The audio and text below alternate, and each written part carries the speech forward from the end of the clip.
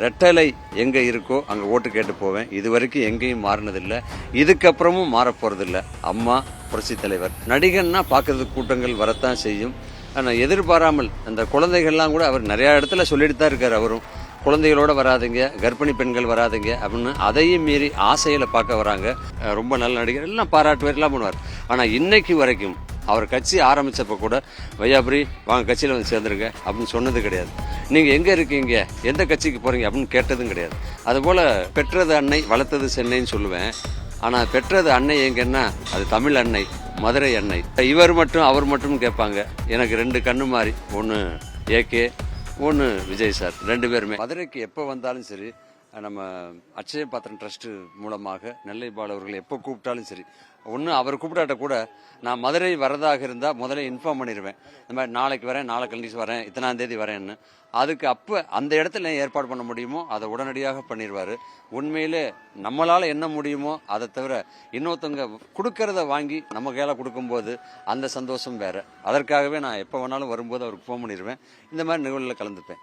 இன்றைக்கி இருக்கக்கூடிய அரசியல் சூழ்நிலை, நீங்கள் சினிமாவாக இருக்கட்டும் அரசியலாக இருக்கட்டும் தொடர்ந்து பயணிச்சுக்கிட்டு இருக்கீங்க. முன்னாள் அமைச்சர் செங்கோட்டையனை நீக்கியிருக்காங்க, இதை எப்படி பார்க்குறீங்க? அது அவங்களுடைய பிரச்சனை. ஏன்னா நான் அரசியலில் இருக்கேன்னா பிரச்சாரத்துக்கு போகிறேன், ஓட்டு கேட்டு போகிறேன். நான் இன்னைக்கு வரைக்கும் எப்போ புரட்சி தலைவி அம்மா அவர்களை என்னுடைய கல்யாணத்துக்காக 2 குத்து விளக்கு பரிசாக கொடுத்தாங்க. அது என் வீட்டில் இன்னைக்கு வரைக்கும் ஒளி விளக்காக இருக்குது. நான் அன்னைக்கு சொன்ன ஒரே ஒரு விஷயந்தான் இன்னைக்கும் சொல்கிறேன், எப்போவும் சொல்லுவேன். ரெட்டலை எங்கே இருக்கோ அங்கே ஓட்டு கேட்டு போவேன். இது வரைக்கும் எங்கேயும் மாறினதில்லை, இதுக்கப்புறமும் மாறப்போறதில்லை. அம்மா புரட்சி தலைவர். இந்த மாதிரி தான் என்னுடைய கொள்கை. பொதுவாக சினிமாவிலேருந்து அரசியல் நோக்கி வந்துட்டு இருக்காங்க. இப்போ கரூர் சம்பவம் பேசப்பட்டு இருக்கக்கூடிய நேரத்தில் அஜித்குமார் சொல்லியிருக்காரு, இந்த சம்பவத்துக்கு விஜய் மட்டும் காரணம் கிடையாது, எல்லாருமே பொறுப்பாகும், கூட்ட நெரிசல் அப்படின்றத எப்படி பார்க்குறீங்க? அதுக்கு அழகாவத்தவங்க கூட ஒரு பேட்டி போட்டிருந்தாங்க. இது என்னன்னா, அந்த கூட்டங்கள் வந்ததுக்கு காரணம் ஒவ்வொருத்தர் தரப்பில் ஒவ்வொரு விஷயங்கள் இருக்குது. அதனால் அவர் நடிகன்னா பார்க்கறதுக்கு கூட்டங்கள் வரத்தான் செய்யும். ஆனால் எதிர்பாராமல் அந்த குழந்தைகள்லாம் கூட அவர் நிறையா இடத்துல சொல்லிட்டு தான் இருக்கார். அவரும் குழந்தைகளோட வராதிங்க, கர்ப்பிணி பெண்கள் வராதிங்க அப்படின்னு அதையும் மீறி ஆசையில் பார்க்க வராங்க. இது நடக்கக்கூடாது, நடந்துருச்சு. அதுக்காக எல்லாருமே நிறைய பேர் வருத்தம் தெரிவிச்சிருக்காங்க.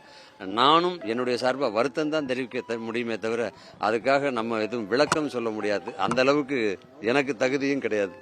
தொடர்ந்து ஒவ்வொரு புது நடிகர்கள், புது இயக்குநர்கள்லாம் வந்துட்டு இருக்கக்கூடிய காலகட்டத்தில் மதுரை சார்ந்து நீங்கள் பேசக்கூடிய படங்கள், வசனங்கள்லாம் இருக்கக்கூடிய வரக்கூடிய காலங்களில் உங்களுடைய கதாபாத்திரம் எப்படி இருக்கும்? ஐயோ, நீங்கள் கேட்குறத நானும் கேட்டேன், என் வீட்லேயும் கேட்டாங்க. நான் பிறந்த ஊர் தேனி, மதுரை ஸ்லாங் நல்லாவே பேசுவேன். ஆனால் அது மதுரை மண்ணை இயக்கக்கூடிய சசிகுமாரனா இருக்கட்டும், அன்னைக்கு இருக்கிற பாரதிராஜ் சார்லேருந்து அமீரன்லேருந்து பாலானன்லேருந்து நிறைய பேர் மதுரை ஸ்லாங்கை வச்சு பண்ணுறாங்க. ஆனால் எனக்கு என்னமோ மதுரை ஸ்லாங்கு பேசி நடிக்கக்கூடிய, மதுரை மண்ணுடைய படங்கள் நடிக்கக்கூடிய வாய்ப்பு இன்னைக்கும் வரைக்கும் வரல. ஆனால் அதை எதிர்பார்த்துட்ருக்கேன். ஏன்னா அது நம்ம பிறந்த ஊர், பிறந்த மண், நம்ம பாஷை, நம்ம பேசி நடிக்கணும்னு அதுக்குண்டான வாய்ப்பு இது வரைக்கும் கிடைக்கல. கிடைச்சா முதல்ல அதுக்கு தான் என்னுடைய முதல் ஒரு முன்னுரிமை. பொதுவாக நகைச்சுவை நடிகர்கள்லாம் நடிகராக மாறுறாங்க, அடுத்து இயக்குநர்களாக மாறுறாங்க. அந்த மாதிரி எதுவும் வாய்ப்பு வந்ததா, இல்லை எண்ணம் இருக்கு அவங்களுக்கு? எது இயக்குனராவா?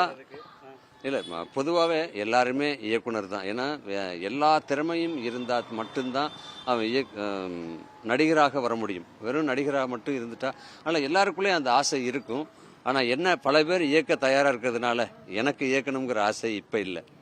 பொதுவாக எல்லாருக்குமே மதுரையை கதைக்களமாக வச்சு நடிக்கணும், குறிப்பாக ஜல்லிக்கட்டு, சிலம்பம் இதில் வச்சு நடிக்கணும்னு ஆசை. உங்களுக்கு அந்த மாதிரி என்ன மாதிரி பண்ணலான்னு ஆசையாக இருக்கும்? நான் தான் சொன்னேனே, மதுரை பாஷை பேச வச்சு என்ன வேஷம் கொடுத்தாலும் சரி, ஒரு விவசாயியாக கொடுத்தாலும் சரி, ஒரு கிராமத்தை பெரியவராக கொடுத்தாலும் சரி, ஒரு தாத்தாவாக கொடுத்தாலும் சரி, என்ன வேஷம் கொடுத்தாலும் மதுரை பாஷை பேசி நடிக்கிறதுன்னா அதுக்கு நான் எப்போவுமே தயார். இப்போ விஷால் சொன்ன மாதிரி நானும் மதுரைக்காரன் தாண்டா அப்படின்ற மாதிரி உங்களுக்கு மதுரை சாயல்ல பழக்க வழக்கல், பண்பாடு, உணவு இதில் என்ன பிடிக்கும்? மதுரை டைலாக்ஸில் உங்களுக்கு என்ன ரொம்ப பிடிக்கும்? நான் சொன்ன டைலாக் நான் சொன்ன டைலாக் ஏற்கனவே அதில் நம்ம ராசு மதுரவன் உங்களுக்கு தெரியும். இப்போ அவர் நம்ம கூட இல்லாட்ட கூட அவர் நிறைய மதுரை படங்கள் பண்ணியிருந்தார். அதில் பூமுகல் ஊர்வலம் பார்த்தீங்கன்னா அதில் ஃபுல்லாகவே நான் மதுரை ஸ்லாங் தான் பேசியிருப்பேன். சரி, இதுக்கப்புறமாவது நமக்கு மதுரையில் படங்கள், அப்புறம் பாண்டி படத்தில் கூட பார்த்தீங்கன்னா மதுரை ஸ்லாங் தான் பேசியிருப்பேன். அதில் எங்கள் ஊரில் தேனியில் வந்து ஒருத்தர் பஸ் டிரைவர் இருந்தார். ரொம்ப பேசினா அவர் சொல்லுவா அடிக்கடி, டே பேச்சை கொர்றா டே அப்படிம்பார். அந்த பேச்சை கொர்றா அப்படிங்கிறது மட்டும் ரொம்ப ஃபேமஸ் ஆச்சு. அதுபோல் நிறையா பேசணும்னு ஆசை இருக்குது. சண்டியர் மாதிரி இந்த மாதிரி நிறைய பேசணும்னு ஆசை இருக்கு. வாய்ப்பு இருந்தால் அந்த எல்லா வார்த்தைகளையும் படத்துல பயன்படுத்துவேன். மதுரை மக்களுடைய அந்த டைலாக்ல உங்களுக்கு பிடிச்சது பொதுவாக அண்ணன் இந்த மாதிரி? அண்ணன் தான். நான் என் வீட்டில் என் ஒய்ஃபை அடிக்கடி என்னை கிண்டல் பண்ணுவாங்க. என் ஃப்ரெண்டு நிறைய பேர் இருக்காங்க, மதுரையிலே கூட இருக்காங்க, வெளியவும் இருக்காங்க. அங்கே கோயம்புத்தூர் பக்கம் போனீங்கன்னா எல்லாருமே சின்னதுலேருந்து பெருசு வரைக்கும் எல்லாரும் அண்ணா நல்லா இருக்கீங்களாண்ணா அப்படின்னு தான் கூப்பிடுவாங்க. அதே மாதிரி அப்பாவும் பையனும் பார்த்தீங்கன்னாக்கும் அந்த அப்பாவை பற்றின பையன் வந்து அதான் நாட்டாமையிலேருந்து அந்த கோயம்புத்தூர் ஸ்லாங் படங்கள்லாம் பார்த்தீங்கன்னா அப்பா முன்னாடி பையன் உட்காரவே மாட்டார். அதுபோல் மதுரையில் நிறைய பண்புகள் இருக்குது, கலாச்சாரம் இருக்குது. அதில் சின்னதுலேருந்து பெருசு வரைக்கும் யாரை பார்த்தா அண்ணன் கூப்பிடுவோம். என் ஒய்ஃபு சொல்லுவாங்க, எங்க உங்கள் வயசு 56 ஆகுது, அவர் வயசு 40 தான், அவரை போய் அண்ணன் கூப்பிட்றீங்க. நானே அவரை வந்து பேரை சொல்லி தான் கூப்பிட்றேன், சுரேஷ்னு. நீங்கள் என்ன அண்ணன் அண்ணங்கிறீங்கன்னு. எனக்கு அப்படியே பழகி போச்சு, யாரை பார்த்தாலும் அண்ணன் கூப்பிட்டு. அண்ணங்கிறது என் கூடயே பிறந்தது, என் கூடயே வளர்ந்தது. அந்த அண்ணனுக்கு சொந்தக்காரன் தான் எங்கள் அண்ணனும் கூடயே இருக்கார்.